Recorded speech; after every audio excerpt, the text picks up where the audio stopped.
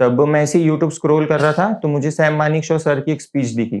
Okay तो मैंने वो स्पीच उसके बाद पूरी सुनी और वो इतनी मोटिवेटिंग थी कि फिर मैंने मन बना लिया जाना आर्मी में ही है कि ये जो तुम लोग का ये डिसिप्लिन है और तुम जैसी परेड करते हो तुम फौज में आओ फिर तुमको पता चलेगा। जब हम फर्स्ट अटेम्प्ट के लिए प्रिपेयर कर रहे थे जो मेरा क्लियर नहीं हुआ था, बहुत हार्डवर्क किया था, मतलब रात को स्लीप कॉम्प्रोमाइज की थी और शेड्यूल भी फिक्स नहीं, नो प्लानिंग, बस है कि नहीं करना है, कुछ भी कर रहे थे बट कर रहे थे, बट उसका रिजल्ट था कि फर्स्ट अटेम्प्ट क्लियर नहीं हुआ। मैं एवरेज था मेरे को पता है, बट मैंने जब फर्स्ट टाइम फेलियर आया था तब डिसाइड कर लिया था कि नहीं, ईगो पे ले लिया था, नेक्स्ट टाइम तो भाई अपने को करना ही है। फिर उसमें तुमको खुद को डिसिप्लिन करना पड़ता है कि ये टाइम पे अगर मेरे को उठने का है तो यही टाइम पे उठ के पढ़ने को बैठने का है, इतना सिलेबस आज कंप्लीट होना चाहिए तो होना ही चाहिए। राइट स्लीप कॉम्प्रोमाइज हो, ब्रेकफास्ट कॉम्प्रोमाइज हो, लंच कॉम्प्रोमाइज हो, वो मैटर नहीं करता, तुम्हारी प्रायोरिटीज तुमको एक बार सेट करनी चाहिए।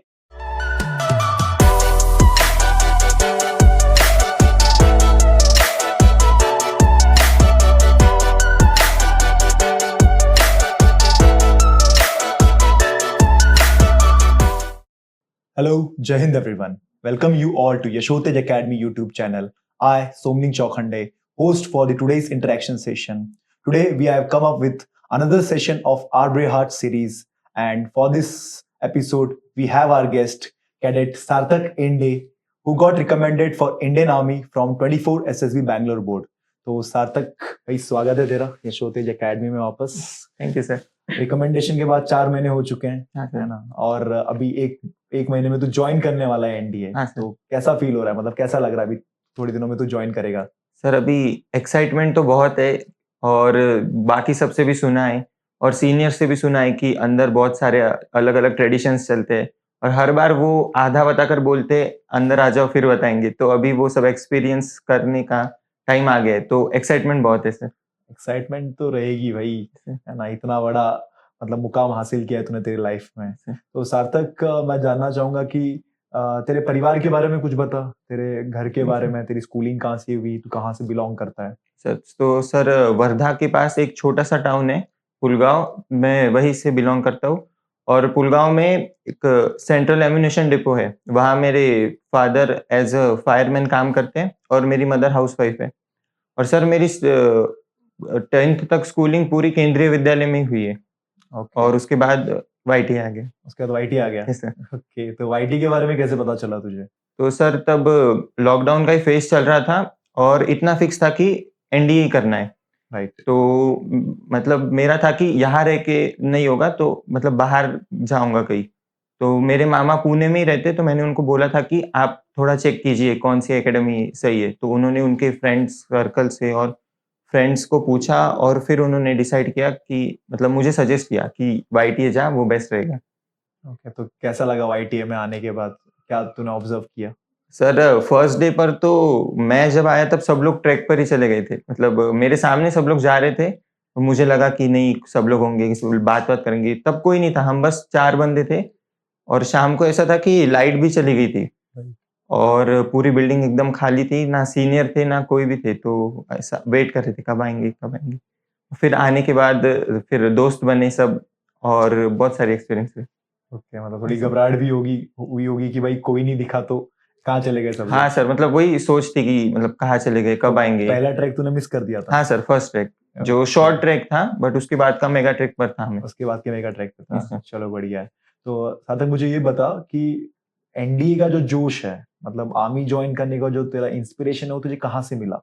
तो सर जैसा मैंने बोला कि मेरी स्कूलिंग पूरी कंटोनमेंट एरिया में ही हुई है, तो मतलब हर 15 अगस्त और 26 जनवरी को हमारे स्कूल में ऑफिसर्स आते रहते थे, वो स्पीच भी देते थे, तो उससे थोड़ा थोड़ा मोटिवेशन मिलता था कि ऐसा हाँ अपन जाएंगे डिफेंस फोर्सेस में। बट जब मैं क्लास 8 में था तब हमारे इधर जो ब्रिगेडियर सर थे वो आए थे, ब्रिगेडियर शान सर। ओके, तो उन्होंने पहले हमारी परेड देखी और फिर हमको खड़ा कर दिया था लाइन में, तो उन्होंने उन्होंने स्पीच में बोला था कि ये जो तुम लोग का ये डिसिप्लिन है और तुम जैसी परेड करते हो तुम फौज में आओ फिर तुमको पता चलेगा। तो तब ऐसा था कि ठीक है। और फिर सर जब लॉकडाउन का फेज आ गया था तब मैं ऐसे ही यूट्यूब स्क्रॉल कर रहा था तो मुझे सैम मानेकशॉ सर की एक स्पीच दिखी।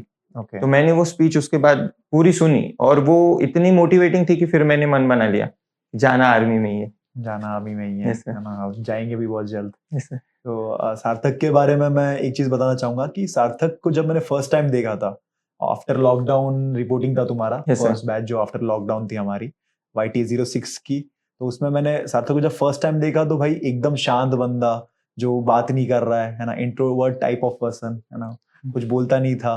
तो इंट्रोवर्ट से लेके एक्सट्रोवर्ट तक मतलब ये जर्नी तेरी कैसी रही? सर मतलब जिस दिन जैसे पहली बार हम आए थे तब तो कोई भी नहीं था, तो ऐसा था कि थोड़ा डर सा था कि कैसे सबसे बात करेंगे और क्या करेंगे। बट नहीं, जब सब लोग आए, सबसे बातचीत शुरू हुई, दोस्त बनने लग गए सब लोग। और हम ऐसे थे कि पर मैं ऐसा हाइट में ऊंचा हूँ तो मैं सब लोग कंसिडर, अरे शायद ये सीनियर होगा करके। तो हमने ऐसे ही फिर साथ साथ में दोस्त बनकर फिर एक जो नए नए लोग आते थे उनकी मजा ऐसी मजे लेनी Prank- शुरू कर दी prank थे, चालू कर प्रैंक दिया। शुरू कर दिए थे। और सर उसके बाद नेक्स्ट जो था एजुकेशन टूर के लिए, जब वाईटी हमको लेके गई थी, ओके तो सर तब ऐसा था कि मतलब मुझे बहुत ये फियर था लोगों से ऐसा बात करने में, कि कोई भी डायरेक्ट जाके सर आपसे बात करनी है, ऐसा डर लगता है राइट कि कोई भी कैसे जाना, कोई सामने वाला रूड बिहेव कर देगा तो मैं जाता ही नहीं था। बट वो एजुकेशनल टूर के दौरान ऐसा था कि नहीं, मतलब बात करके देखते हैं, कि जाके देखते हैं। और बाकी लोग भी बोल रहे थे कि नहीं, जा जा बात करके देखो। फिर आप भी थे सर उस टाइम साथ में। ओके मेरी टीम में ही था क्या हाँ। तू? राइट तो फिर मैं ऐसा पहले शुरुआत में एक दो लोगों से हुआ कि नहीं कैसे बात करेंगे, बट फिर सर बाद में धीरे धीरे कॉन्फिडेंस बढ़ता गया ओके कि और बात करते लोगों से। और सर उसके बाद भी जब आविष्कार कंपटीशन था, मेरे में स्टेज फियर अभी भी है थोड़ा, बट तब तो बहुत था। तो आविष्कार कंपटीशन में सारे बटालियन को था कि कुछ ना कुछ परफॉर्म करना है। तो हमने ऐसा बोल दिया कि हम डांस करते हैं। डांस करते बोल दो दिया, पर हम दो चार ही लोग थे कि हाँ अपन डांस करेंगे। तो फिर हमने पहले सबको कन्विंस किया, नहीं भाई डांस करते, अरे कुछ ना कुछ करना पड़ता है, करते करते। फिर वो जो डांस हमने सिलेक्ट किया था, फिर सब लोग हाँ राजी हो गए। फिर मनीष सर भी थे हमारे साथ। तो उसके बाद हमने डिसाइड किया कि हाँ ठीक है गाना होगा। और हमें डांस किसी को नहीं आता था, सिर्फ एक डांसर था जो पूरी मेहनत कर रहा है, भाई तुम नाचो नाचो। फिर उसने डांस सेटअप सब करके दिया। बट सर मेन फेयर फिर भी स्टेज पर ही था। तो हम जब थे तो स्टेज लाइट इतनी ज्यादा थी कि वो मेरे चेहरे पे, मेरे सामने वाला मेरे को दिख नहीं रहा था क्योंकि मैं सबसे लास्ट में था। तो सामने वाला क्या नाच रहा है मुझे कुछ नहीं पता, पूरी पिंक लाइट, ऑडियंस भी नहीं दिख रही है हमको, हम बस नाच रहे हैं। तो ऐसा धीरे धीरे सर डेवलप हुआ। धीरे धीरे अपने आप डेवलप होते हैं Yes, sir. पार्टिसिपेशन कर करके यार। हाँ सर। तो काफी बढ़िया है। सार्थक मैंने जहां तक देखा है कि तुझे बोर्ड एग्जाम्स में आई थिंक 70% है Yes, sir. है ना? तो 70% मीन्स एक एवरेज स्कोर होता है किसी भी एग्जाम के लिए। तो बीइंग अ एवरेज स्टूडेंट तूने काफी प्रॉब्लम्स तो फेस की होंगी हाँ सर। एनडी प्रिपरेशन के टाइम पे। वो प्रॉब्लम्स क्या थी एंड वो प्रॉब्लम्स पे तूने सॉल्यूशंस कैसे निकाले? सर जैसे मैं काफी बार बोलता, और इसमें भी कि जब हम फर्स्ट अटेम्प्ट के लिए प्रिपेयर कर रहे थे, जो मेरा क्लियर नहीं हुआ था, तो उसमें ऐसा था कि नहीं हो जाएगा हो जाएगा, मतलब लाइक अ फेक कॉन्फिडेंस। और उस टाइम पे ऐसा था कि एमलेसली हम मेहनत कर रहे थे, बहुत हार्डवर्क किया था, मतलब रात को स्लीप कॉम्प्रोमाइज की थी, और शेड्यूल भी फिक्स नहीं, नो प्लानिंग, बस है कि नहीं करना है, कुछ भी कर रहे थे बट कर रहे थे। बट उसका रिजल्ट था कि फर्स्ट अटेम्प्ट क्लियर नहीं हुआ। बट सर वो ऐसा था कि वो मेरे लाइफ में फर्स्ट फेलियर था। राइट और तब मैंने ईगो पे ले ली बात की नहीं, इसके बाद लास्ट अटेम्प्ट है वो तो क्लियर करना ही है, कुछ भी हो जाए। कुछ भी हो जाए। फिर सर उसमें भी मेरे को ऐसा था कि शुरुआत से तो मेरे को पता था कि अपन डायरेक्ट तो ऊपर नहीं जा सकते, ओके तो अपने को हार्डवर्क तो करना पड़ेगा। तो तब एग्जैक्ट रिजल्ट के बाद ही एगॉन कंपटीशन थी स्पोर्ट्स की, तो मेरा था कि नहीं मैं नहीं जाने वाला, मेरे को पढ़ना है। तो मैंने पूरा 15-20 दिन पूरे एगॉन में मैं गया ही नहीं था। वो मेरे को भी रिग्रेट होता कि शायद जाना चाहिए था। बट उसमें भी पूरा टाइम पढ़ा, सॉल्व भी करता रहता, मैथ सॉल्व करता रहा। और उसके बाद मैं छुट्टियों में घर भी गया था दिवाली की। तब मैं ऐसे ही आरडी लेके बैठा था, सॉल्व कर रहा था, तो पापा आए, बोले कि अरे तू अभी अभी आया इतना हॉस्टल से, छोड़ दे अभी पढ़ाई। तब मैं चिढ़ गया था, मैंने बोला कि नहीं, मेरे 3 छुट्टियां मैंने बर्बाद कर ली है, ये बर्बाद नहीं करने की मेरे को, कुछ भी नहीं हुआ था। मैंने पापा को सीधा बोल दिया कि 3 छुट्टियां बर्बाद करके कुछ हुआ ही नहीं है, तो अब मेरे को पढ़ने दो। ओके तो तेरी क्या स्ट्रेटेजी थी एनडी के लिए, मतलब मैथ्स के लिए क्या स्ट्रेटेजी तूने रखी थी, गैट के लिए क्या स्ट्रेटेजी रखी थी? सर ऐसे मतलब तेजस सर हर बार बोलते थे कि तुम एक सब्जेक्ट पकड़ो जो तुम स्ट्रॉन्ग कर सकते, और दूसरे में मिनिमम मार्क्स लाओ बट स्ट्रॉन्ग सब्जेक्ट में तुम अच्छे मार्क्स लाओ। राइट। तो सर मैथ्स के लिए मैंने हर बार प्लानिंग की है। पहले मैंने देखा कि मेरे स्ट्रॉन्ग चैप्टर कौन से और एकदम वीकेस्ट चैप्टर कौन से, किस पे बहुत ज़्यादा टाइम इन्वेस्ट करना चाहिए और कौन से चैप्टर ऐसे जो सही में मतलब ज़्यादा मार्किंग होल्ड करते हैं। और उसके बाद फिर वही अल्टरनेटिव बुक्स मैं दोस्तों को भी पूछता था कि मतलब कौन सी बुक 3000 करनी बेटर रहेगी कि नहीं और प्रिपेयर कैसे किया जाए, ये 2-3 लोगों से और पूछा और सर वैसे ही प्रिपेयर करता था। और गैट मेरा बहुत वीक था और मेरा एक तो फिक्स था कि न्यूमेरिकल देखे तो मैं सॉल्व नहीं करूँगा क्योंकि मतलब सर मेरा कॉन्फिडेंस पूरा डाउन हो जाता था। अगर मैंने न्यूमेरिकल किए और 4 ऑप्शन से अलग आंसर आया तो ऐसा लगता था कि नहीं, अब वो मोरल डाउन हो जाता था। इसलिए मैंने डिसाइड किया था न्यूमेरिकल सबसे लास्ट में करेंगे, नहीं आया छोड़ देंगे। राइट। और मेरे को एक फ्रेंड ने सजेस्ट किया था कि तू बस पढ़ते रहे। तू पेंसिल ले और बार-बार थ्योरी पढ़ते रहे, बार-बार पढ़ते रहे, लाइक तू रीडिंग कर रहा है। तो उससे मेरा गैट में बहुत हेल्प हुआ। ओके। और इंग्लिश में भी सर ऐसा था कि इंग्लिश और ज्योग्राफी ये 2 बहुत वीक थे। हुँ। तो इंग्लिश के लिए जो खालिद सर ने रूल्स वगैरह बताए थे, वो रूल्स मैं बार-बार पढ़ता गया और एग्ज़ाम्पल भी सॉल्व करते गया और थोड़ा हेल्प हुआ उससे। और ज्योग्राफी में वही सेम सर, थ्योरी बार-बार पढ़ते गया उससे। हो गया, मतलब हुँ, पढ़-पढ़ के मेहनत करके आपने सारे वीक सब्जेक्ट और वीक टॉपिक्स भी कवर कर लिया है। Yes sir. तो सार्थक देखो, सीईटी में कितने परसेंट थे? सर 93.5। 93.5। Yes sir. तो सीईटी के लिए तूने कुछ अलग पढ़ाई की थी या यही ये पढ़ के तेरा हो गया था पूरा कवर नहीं सर, सिलेबस? मतलब जब तक मैं यहाँ पर था और एनडीए का रिटन एग्ज़ाम था, तब तक मैंने डिसाइड किया था कि सीईटी का मैं पढ़ने वाला हूँ नहीं, हुँ। क्योंकि 1 महीने बाद सीईटी थी कम से कम। और फिर जैसे ही रिटन एग्ज़ाम हुआ, हम घर गए, फिर मैंने पहले सॉर्ट आउट कर लिए थे कि कौन से चैप्टर ज़्यादा वेटेज होल्ड करते सीईटी में, फिज़िक्स, केमिस्ट्री की भी। और जैसे मैंने बोला मेरा न्यूमेरिकल पार्ट वीक था, तो और थ्योरी क्लियर हो गई थी कि कौन से चैप्टर में क्या आएगा और केमिस्ट्री का भी लगभग बहुत ज़्यादा याद ही हो गया था। एनडीए करते-करते ही सब करते कुछ ही, हो गया था सब कुछ आपका। याद हो गया था। बट ऐसा था कि न्यूमेरिकल स्ट्रॉन्ग करने के, तो मैंने बचे टाइम में बस उस पे फोकस किया था। ओके। मतलब मैक्सिमम सिलेबस आपने एनडीए के इसमें ही कवर कर लिया था हाँ एंड जो सर। बाकी बचा था आपने घर जाके सीईटी के पहले कवर कर लिया। Yes sir. चलो, काफ़ी बढ़िया है। तेरे पूरी लाइफ में, तेरी पूरी जर्नी में तेरे टीचर्स का क्या रोल रहा? सर मतलब सबसे जो मेरी पहली टीचर थी, उन्नति मैम, उन्होंने मेरे को बोला था कि तू एनडीए जाएगा। तब मैं सेकंड में था, मेरे को तब समझता भी नहीं था, फिर भी उन्होंने बोला था क्योंकि उनके रिलेटिव्स में कोई है, वो भैया ने किया था। तो वो ओके। मेरी ट्यूशन टीचर थी, उन्होंने बोला था कि तू बड़ा होके एनडीए करना। और ऐसे भी मतलब वो मैम ने बहुत बार गाइड किया है। राइट। कभी भी अगर ऐसा लो फील हुआ तो मैं मैम को एक बार कॉल कर देता हूँ। हुँ। सर नेक्स्ट तो तेजस सर, मतलब तेजस सर के वर्ड्स ऐसे थे सर कि मतलब सर बोलते थे तो बहुत डिमोटिवेट करते थे बोल के, बट ऐसा था कि नहीं, मतलब करना है। वो आग जो लगाते थे ना, वो सर के वर्ड्स थे। ऐसे प्रॉपर बेइज्जती करते थे सर कि तुम लोगों से यही नहीं होता, तुम क्या क्लियर कर लोगे? बट फिर ऐसा आग लगती थी, नहीं करके दिखाना है। और सर विकास सर ने मेरे को स्ट्रैटेजीज़ में बहुत हेल्प की है। राइट। मेरे को जब भी थोड़ा भी डाउट होता था मेरी प्लानिंग पे, मैं सीधा सर बिल्डिंग पे रहते थे तो नॉक करता था, "सर ये ऐसा-ऐसा किया है तो ठीक है क्या?" सर फिर बताते थे। नहीं, बिल्कुल सही है। मतलब तेजस सर के जो वर्ड्स हैं, हाँ, वो इतने स्ट्रॉन्ग होते हैं कि वो आपको मोटिवेट कर ही देते हैं, यस सर। है ना? वो और आग लग जाती सर आग के वर्ड सुन लगती है के। भाई, बहुत ज़्यादा लगती है। राइट। सार्थक, तो अभी हम एसएसबी की तरफ आते हैं, यस है सर। ना? तूने एसएसबी की तैयारी कैसे की और तेरा एसएसबी का क्या एक्सपीरियंस रहा? सर एसएसबी के प्रिपरेशन के लिए तो सबसे पहले हमको एक हॉस्टल पर शिफ्ट कर दिया था, हम सब लोग साथ में थे। और मतलब पहले ऐसा था ना कि फिक्स था कि टॉपिक पता है, सिलेबस पता है, अपने को कुछ पता है, क्या करना है, क्या भी इसमें कुछ भी पता नहीं था बस। और मैंने पूछा कि भाई ये सब कब करने का आपको? वो बोलते थे अपने मन पे है, क्योंकि वो सेल्फ मतलब पर्सनैलिटी खुद की है, तो वो कैसे तुम डेवलप करते तुम पे। वो था कि तेरे को जब चाहिए, जब तेरे को प्रिपेयर करना है, जो टॉपिक तेरे को प्रिपेयर करना है, तू वो टाइम पे कर। तो वो मेरे लिए शुरुआत में बहुत कन्फ्यूज़िंग था। और मेरी शुरुआत की कुछ-कुछ स्टोरीज़ भी बहुत मतलब बहुत फालतू बताता था मैं स्टोरीज़, मेरे को पता है। ओके। तो बट धीरे-धीरे वैसे ही एक बार तेजस सर ने स्क्रीनिंग ली थी, तब सर ने तब भी बोला था, "तू कुछ बोला क्यों नहीं?" तब मेरे को कॉन्फिडेंस ही नहीं था उतना कि पूरा ग्रुप डिस्कशन रोक के मैं बोलूँ कि सर ने बोला कि, "तू तू नहीं होगा करके।" बट तब ऐसा था कि नहीं, अपने को करना है, अब करना है।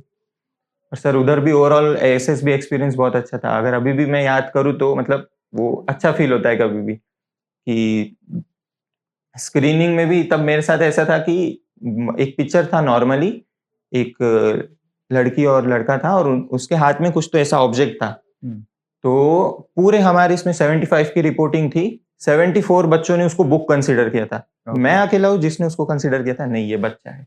हाँ, और मैं डिस्कशन में सुन रहा भाई सबकी स्टोरीज, वो बुक है, बुक कंसिडर की, प्रिपेयर कर रहे एग्जाम के लिए, मैंने बच्चा बोल दिया था। बट तब था कि नहीं, कॉन्फिडेंस था मेरे को कि अच्छे से नैरेट करते हैं, बाद में देखा जाएगा। राइट, डिस्कशन में भी फिर मैंने बोल दिया कि मेरे मेरी गलती समझ आ गई थी, तो मैंने बोल दिया कि नहीं वो बुक ही है करके। और डिस्कशन में भी थोड़ा पार्ट लिया, स्क्रीन हो गया था। और फिर सर दूसरे दिन ही साइक टेस्ट हुआ। साइक टेस्ट ऐसे ही हो गया, मतलब फास्ट में ही खत्म हो जाता है, और उसी दिन इंटरव्यू भी हो गया था।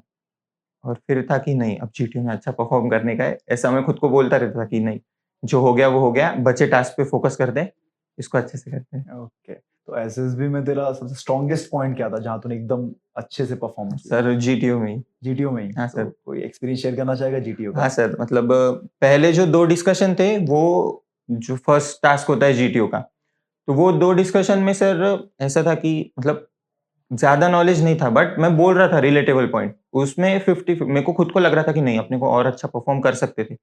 उसके बाद ग्रुप प्लानिंग एक्सरसाइज जो है, मैंने बोला नहीं, इसको नहीं छोड़ना है, इसमें अच्छे से करते हैं। तो उसमें वो सब तो बनाया, बट हमको ऐसा पिक्चर था कि हम बीच में थे सिचुएशन, और हमारे पीछे भी एक विलेज था और आगे भी विलेज था। तो मैक्सिमम ग्रुप वाले कन्विंस हो गए कि हम पहले हेल्प करने पीछे वाले विलेज में जाते हैं। तो तब मैं चिढ़ गया था। मैंने एकदम आवाज बढ़ाया, why we are going backward, we should go to this village. फिर मेरे को बीच में एक ने कट किया, मैं बस उसको ऐसा घूर के देखा, वो शांत हो गया। उधर मैं बहुत एग्रेसिव हो गया था।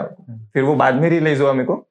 और मैंने तब 30 सेकंड में जो इंग्लिश बोली, मैं मेरे को अभी भी लगता है कि वो मैंने बेस्ट इंग्लिश बोली है अब तक? अब तक की। एकदम मैं बोलता गया। फिर मैं पॉज लिया, बाकी के भी बोले, फिर मैं बोला अच्छा बोलता मैं। खुद को बोला मैंने, नहीं यार बहुत अच्छा बोल लेते अपन। राइट, राइट, और फिर ऐसा सब चला।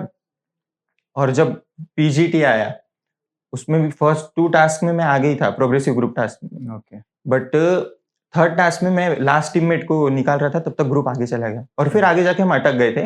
ओके, और जब जीटीओ ने बोला कि तुम्हारा टाइम खत्म हो गया, मैं चिल्ला रहा, भाई मैं तुमको तब से वही बोल रहा था। मैं मतलब वो एग्रेशन मेरा बाहर आ गया था। मैं पूरा पीछे था लाइन के, सब लोग आगे आगे कर रहे थे, मैं पीछे से चिल्ला रहा उनको, उन्होंने सुना नहीं। और फिर जैसे बोला जीटीओ ने टाइम खत्म, मैं बोला भाई मैं तुमको वही चीज बोल रहा था, तुमको समझ में नहीं आता क्या? जीटीओ में तो ऐसा देख रहा था, फिर बोला कि शायद इससे अपन ये कर सकते हैं। ओके, फिर बाकी तो सब सही गया, बस मेरे को डर लगा था। नहीं सर, कमांड टास्क की बात है, मतलब जीटीओ बुलाते पास में और थोड़ी देर बात करते। मेरी हाइट ऊंची थी, तो वो कंधे पर हाथ रखने ऐसा झुक गया था। सर बोलो ऐसा लेके गए, बोले commander this is your task. But command task भी अच्छा गया था, बट सर Okay. लास्ट में ऐसा था, जो फुल ग्रुप टास्क जो होता है, उसमें ऐसा था कि अब पता नहीं, हम ग्रुप उधर से जा रहा था, मैंने बोला नहीं नहीं यहाँ से नहीं जाते। हमने एक्स्ट्रा मटेरियल साइड में रखा हुआ था, एक प्लैंक, वो उठा लिया, किसी ने मेरे को दिया, मैंने रख दिया, हमारा ग्रुप अपने आप आगे चला गया। हाँ। मतलब ऐसा रहता कि ग्रुप के साथ जाना चाहिए। हम मैंने बोला नहीं नहीं नहीं नहीं, वो एक्साइटमेंट पे तब मेरे को डर लगा था, नहीं ये पॉइंट के कारण बाहर हो सकते हो हैं। सकते हैं, राइट। नहीं, लेकिन मतलब जीटीओ काफी ज्यादा अच्छा एक्सपीरियंस रहा हाँ आपका। सर, और लेक्चरेट का भी बताना भूल गया मैं, कि उसका ऐसा था कि टॉपिक थे, एक था ISRO, television marketing, soil conservation और इन्वायरमेंटल डिग्रेडेशन, ऐसा कुछ था। तो मैंने देखा, मैं बोला नहीं अपन टेलीविजन मार्केटिंग पे करते हैं, बोल सकते कुछ ना कुछ। राइट, तो बोला बोला बोला, फिर 1-2 एग्जाम्पल मैंने ऐसे दिए कि वो बाकी लोग भी ये हो गए। मैं पहले बोलता था टेलीविजन, वी कैन, मतलब हम टेलीविजन से अच्छी मार्केटिंग कर सकते। फिर एक की तरफ देखता था, we can marketing about T shirts. फिर दूसरे को उसके शॉर्ट्स दिखे, we can market about shorts. तीसरे के शूज, जीटीओ की घड़ी, चश्मा, ऐसा पूरा कवर कर दिया था। और फिर लास्ट में बोला कि and there are some examples, like we use any kind of toothpaste, we still call it Colgate, and we use any kind of washing powder, we called it Nirma only. Right, right, और मतलब उससे मेरे पूरा group ऐसे मेरे को देख के हंस रहा था कि हाँ, मतलब रिलेट हुआ उनको। लाइवलीनेस था हाँ। एकदम, कनेक्ट हो गए। हम्म। ओके। तो एसएसबी में कोई ऐसा एक्सपीरियंस जिसमें तूने बहुत कुछ अलग फेस किया हो क्वेश्चंस के मामले में? हाँ सर, इंटरव्यू में ऐसा हुआ था मतलब इंटरव्यूअर ने मुझे पूछा कि तुम्हारे पापा क्या करते हैं? मैं बोला सर डिफेंस फायर सर्विसेज में। बोला अच्छा फायर ब्रिगेड में? मैं बोला हाँ सर। तो बोलते कि अच्छा फायर ट्रक के डायमेंशंस बताओ। ये क्वेश्चन मेरे लिए नया था, फायर ट्रक के डायमेंशंस, मतलब एक्सपेक्ट ही नहीं किया था। पापा क्या काम करते हैं और उनके जॉब से रिलेटेड फायर ट्रक के डायमेंशन। बोले सर नहीं पता। सोच भी नहीं सकते। सोच भी नहीं सकता। फिर बोले कि हाइट कितनी होती है फायर ट्रक की? बोला सर पता नहीं। बोले उसको बोलते क्या है? बोला सर फायर ट्रक। नहीं नहीं फायर ट्रक नहीं बोलते। बोला सर हिंदी में मेरे को पता है अग्निशामक गाड़ी बोलते। इंग्लिश का पता नहीं। तो बोले अच्छा ठीक है। और फिर उसके बाद भी बीच में इंटरव्यू में पूछा टेल मी 3 हेडलाइंस। इंटरव्यू के आधे घंटे पहले मैंने डिसाइड कर लिया था ये 5 हेडलाइन है, ये अपन बोलेंगे। 5 नेशनल 5 इंटरनेशनल। मैंने बोला हाँ सर न्यूज। मैं ब्लैंक हो गया वो पॉइंट पे, क्योंकि मेरे को याद ही नहीं आ रहा था वो टाइम पे। जैसे तैसे मैनेज कर लिया। फिर दूसरी मैंने न्यूज बताई थी कि महाराष्ट्र अनस्टेबल पॉलिटिकल सिचुएशन। तो उन्होंने बोला कि we defence people hate politics, tell me something other. बोला अब क्या बताऊं इनको। तो फिर उन्होंने क्वेश्चन चेंज कर दिया। और इंटरव्यू के एकदम लास्ट में मैंने बोला कि तुम कैसे रहते हो, तुम्हारे जूनियर्स के साथ कैसे बिहेव करते हो? मैंने बोला कि सर मैं जूनियर से अच्छे से बात करता था। बोले क्यों? तुम सीनियर हो, तुमको समझता नहीं, तुम्हारे जूनियर से स्ट्रिक्ट रहना चाहिए, तुम इतना अच्छे से बात क्यों करते? तो मैंने बोला सर मैं बिल्डिंग कैप्टन हूँ, तो फिर ऐसा है कि उनसे अगर मैं स्ट्रिक्ट हो जाऊँ तो वो प्रॉब्लम्स बताने में डरेंगी, इसलिए मैं प्यार से बात करता। तो ही वाज लाइक ठीक है। चलो सही जस्टिफाई किया सही ऐसा। टाइम पे। वो क्लिक हो गया था अच्छा। सही टाइम पे राइट। तो रिकमेंडेशन जिस दिन हुआ तेरा ऑलमोस्ट जुलाई में, तो रिकमेंडेशन दिन का क्या एक्सपीरियंस था जब तेरा चेस नंबर लिया गया? हाँ सर, तो तब ऐसा था कि मतलब लग रहा था जीटीओ अच्छा गया था तो चांसेस हो सकते करके। तो हम खड़े थे लाइन में, तो हमारा चेस नंबर 1 बहुत तगड़ा था। तो वो उसका नाम ही नहीं लिया, सेकंड आरआईएमसी वाला था, उसका नाम ले लिया। तो ऐसा था कि भाई ये चला गया तो अपना कैसा? तो चेस नंबर 2 गया और उसी के बाद ही मेरा नाम आ गया। मेरा चेस नंबर 4 था। ओके। तो वो मतलब मेरे को सोचने का भी टाइम नहीं मिला, कि प्रेशर नहीं आया, ना खुश होने का टाइम मिला। चेस नंबर 4 ऐसा देख रहा मेरे को, अरे जा जा जा। बैग लेके गया, तो उनको नाम बताना था। तो मेरा हर बार का था नाम बताने के कुछ ना कुछ होता था। तो मैं उनकी तरफ देख रहा, क्योंकि वो हर बार सिग्नल दे देती कि बोलो नाम ऐसा। तो वो बोले अरे नाम बोल। मैं बोला हाँ सर सार्थक हिंड। हाँ ठीक है। मैं वो आरएमसी वाले को देख रहा, हम दोनों खुश हो रहे। और फिर मेरे बाद सीधा पार्थ का नाम ले लिया। मैं चेस नंबर 4, वो चेस नंबर 6। तो वो आ गया पार्थ गायकवाड़। पार्थ गायकवाड़। राइट। वो आया और हम दोनों खुश हो गए थे कि वाईटीए के दोनों रिकमेंड हो गए एक ही दिन पे। वो मेरे को पकड़ रहा है, मेरे को पंच कर रहा है पीछे से, अरे हो गए अपन हो गए। वो ऑफिसर मेरे सामने, और मैं लाइन में सबसे सेकंड पे खड़ा था, और मेरे साइड में इधर एनसीओ सब खड़े थे, वो देख रहे रुको रुको रुको। वो मेरे को मारे चल, अरे हो गए हो गए हो गए। मैं बोला हाँ हाँ रुक रुक हो गए हो गए। वो बहुत अलग ही खुशी होगी। हाँ सर। वाईटीए में से सेम बटालियन में से एक ही दिन 2 बंदे रिकमेंड हुए है ना, वो वो भी तो सेम बोर्ड से। वो रोने लग गया था, फिर उसको देख के फिर मेरे आंसू चले। राइट राइट राइट, है ना, खुशी के आंसू। हाँ सर खुशी के आंसू। ओके। तो रिकमेंडेशन की बात तूने सबसे पहले किसको बताया तेरे रिकमेंडेशन के बारे में, और घर वालों का क्या रिएक्शन था? हाँ सर, तो वो तो ऐसा सीन था कि मुझे लगा कि ठीक है अब फोन मिल रहे, घर पे फोन करेंगे। एक्साइटमेंट में मैं देख रहा मेरे फोन की बैटरी 2%। मैं लॉक ओपन करता तब तक मेरा फोन डेड हो गया था। और फिर सब अपने घर पे बता रहे, मैं वेट कर रहा, हाँ भाई किसी का तो हो, मैं किसी का फोन ले लूँ। तो मेरे को टाइम ही नहीं मिला। फिर हमको डॉक्यूमेंटेशन के लिए बुला लिया और बोले देखो उस खत्म होने के बाद 5 मिनट है, घर पे कॉल कर लो, फिर टाइम नहीं मिलने। तो मैंने बोला पार्थ तेरा फोन दे। उसके फोन से पापा को फोन किया, तो एकेडमी में मेरे होम टाउन से कुछ लोग हैं। राइट। तो वैसे पता चल गया था पापा को, मतलब पापा ड्यूटी जा रहे थे तब उनको किसी ने बोला कि हाँ आपके लड़के का हो गया करके, से कनेक्शन से। तो फिर मैंने पापा को कॉल किया सबसे पहले, मतलब पापा हो गया हो गया मतलब। तो बोला कि नहीं सिलेक्ट हो गया करके। आप तो फिर वो मेरे को वॉइस में समझ में आ रहा था कि वो इमोशनल की अच्छा हुआ। और उसके बाद फिर मैंने मम्मी को कॉल किया, तो मेरे दोस्तों ने मम्मी को भी बता दिया था कि आंटी उसका हो गया है करके। तो फिर ज्यादा खुशी तो दोस्तों को भी होंगी हाँ, है ना। ऐसे। सही है।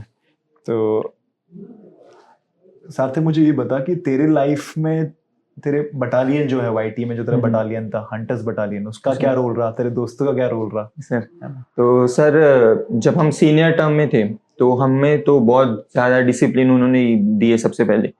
बट जब बाद में धीरे धीरे सीनियर्स कंफर्टेबल होने लगे तब वो हमको हर बार बोलते थे कि देखो 12th में जाओगे तो पढ़ाई करना, अटेम्प्ट मिस मत करो, राइट। तुम पढ़ो, क्योंकि फिर बाद में रिग्रेट होता। और हमको मतलब मैंने तब मन बना लिया था कि देख इतना रिग्रेट नहीं होना चाहिए, मतलब ठीक है अगर करके अपन फेल हो रहे तो ठीक है, बट ऐसे ही फेल हो रहे तो फिर नहीं, तो ठीक है मतलब तब स्ट्रॉन्ग कर लिया था। और फिर सर जैसे ही 12th में गए थे तो शुरुआत में तो ऐसी था कि मस्ती भी करनी, पढ़ाई भी करने की, और रूममेट भी मेरे को काफी अच्छे मिले थे, मतलब उनको पता था कि ये बहुत जल्दी चिढ़ता है। हाँ। तो वो मतलब इतनी मजे लेते थे मेरी कि मतलब मैं कंट्रोल करना धीरे धीरे वो सीखा था, तो तब मेरा टॉलरेंस लेवल बढ़ा था।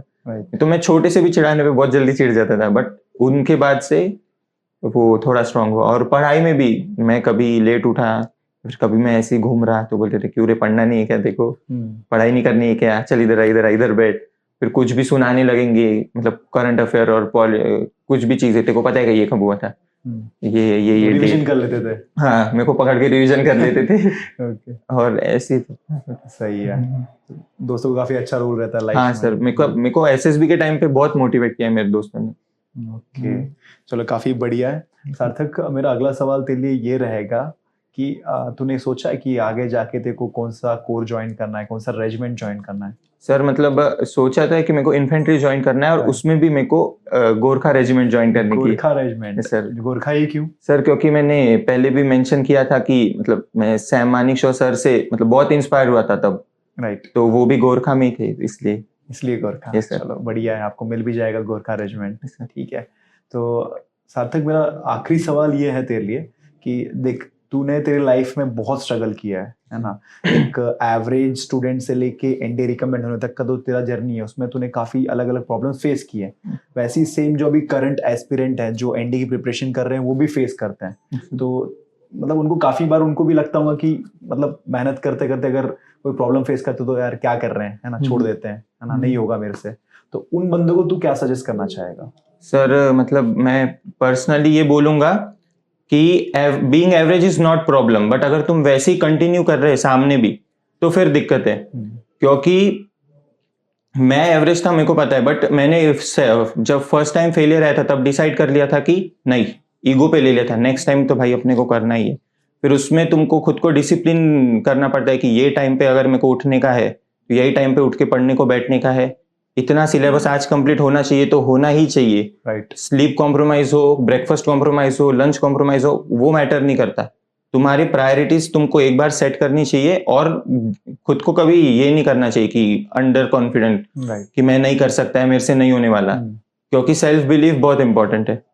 ओके, बहुत ही सही बात कही सार्थक तूने कि जितना आप अपनी लाइफ में सिंसियर रहेंगे, डिसिप्लिन रहेंगे, है ना, एंड ठान के रहेंगे कि नहीं मुझे करना ही है ना, विदाउट गिव अप, तो डेफिनेटली हर एक चीज पॉसिबल है। क्योंकि आप लाइव एग्जांपल देख रहे हैं सार्थक एनडे, है ना, journey from the introvert to extrovert. मतलब एसएसबी क्लियर करना आसान नहीं होता है, बट हाँ उसने एसएसबी भी काफी ज्यादा एंजॉय किया है, जैसे कि एक्सपीरियंस आपने सुना हुआ है।